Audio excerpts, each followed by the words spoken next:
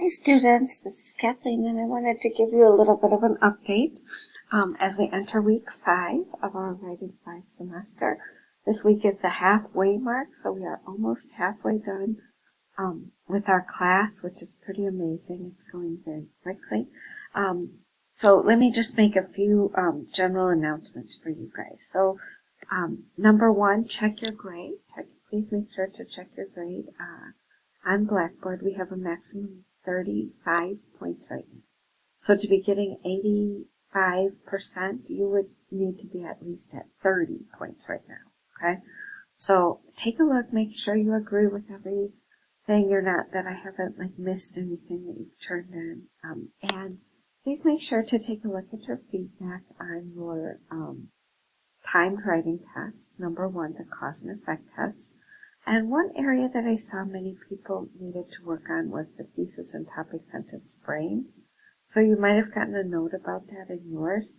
And that basically just means that when you write your thesis and topic sentence, you need to use words like effect, result, outcomes, consequence. And these are some ways that you can put them in your thesis statement for effect or for causes. These are some ways you can write the cause thesis or the cause topic sentences. So this is a good thing to study before we take a timed writing test, or if you need to rewrite some of those sentences for your homework so that you can see how to build a good sentence. And if you kind of memorize even one in each category, it can help you with writing the essay. So when you look at your timed writing test, you'll also see some feedback about grammar, including at least 3 sentences that you need to correct, and that's in 5.1. So all the sentences have the editing codes. I just posted the editing codes here again for you. This is in 5.0, but that shows what the code means, and then the homework is in 5.1, correct 3 sentences. So for this homework, you need your feedback from timed writing test 1. It's in week 4. So you have to type the original sentence, you have to correct it, and explain why and how you fixed it. So here's an example of the original sentence. They fixed it, and then they explained. It was a run-on sentence. Because it had 2 subjects and 2 verbs, I made 2 sentences and added a connecting word. So you need to do that 3 times for your 5.1 homework. Okay. Also notice, all late work for the first half of class, weeks 1 through 5, is due this Sunday, June 22, and I will not accept late work after this day.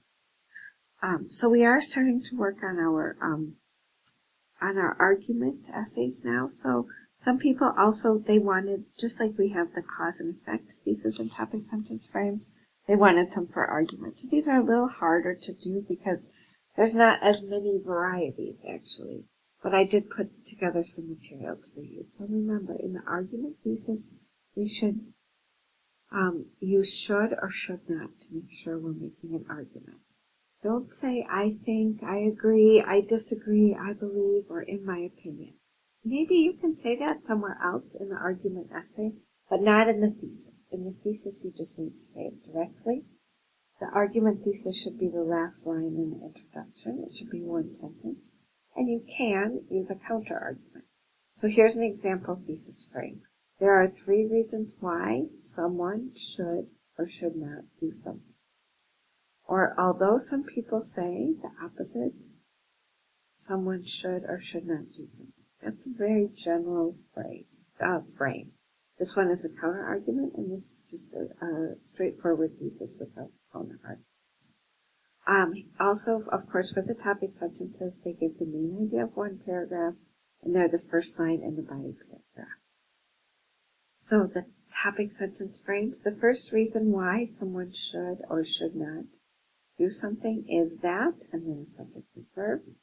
In addition, someone should or should not because, and then the subject and verb. Or if you wanted to do a noun, you would say, finally, cost is a reason why children should not have cell phones. Okay? So for this type of structure, you would need a noun, like 1 word that gives the reason. Okay, so I just want to give you guys some encouragement. Keep up the great work. You're doing a great job. And I will look forward to talking to you next week about your argument essays and having conferences again. And as always, if you have any questions, please don't be afraid to let me know. And I'm posting this as an announcement and also week 5.0 week 5 update. Thanks everyone.